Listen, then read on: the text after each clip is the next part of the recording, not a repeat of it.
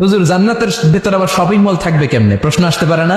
সহিহ মুসলিমের বর্ণনা, ইন্না ফিল জান্নাতি লাসুকান, জান্নাতের ভেতরে বিশাল এক শপিং মল থাকবে। এটা বোধহয় আমাদের বসুন্ধরা শপিং কমপ্লেক্সের মতো হবে, যমুনা ফিউচার পার্ক। দুবাইতে যে একটা আছে বিশাল শপিং মল, মালয়েশিয়ার মিড ভ্যালি, এগুলোর মতো হবে মনে হয়। কত বিশাল যে শপিং মল হবে। সহিহ মুসলিমের বর্ণনা, প্রতি শুক্রবারে সব জায়গা থেকে বন বন করে মৌমাছির মতো জান্নাতীরা ওই শপিং মলে শপিং করতে আসবে। ইচ্ছে মতো দেদারসে পোশাক কিনবে, ইচ্ছে মতো শপিং করবে, টাকা দেয়া লাগবে না, ক্রেডিট কার্ড লাগবে না। সুবহানাল্লাহ পড়েন। ইচ্ছে মতো শপিং করবেন।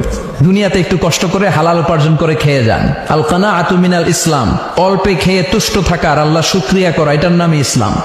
অল্প খাও, অল্প পড়ো, অল্প জমাও, অল্পের ভেতরে বরকত ঢুকাই দিছে কে?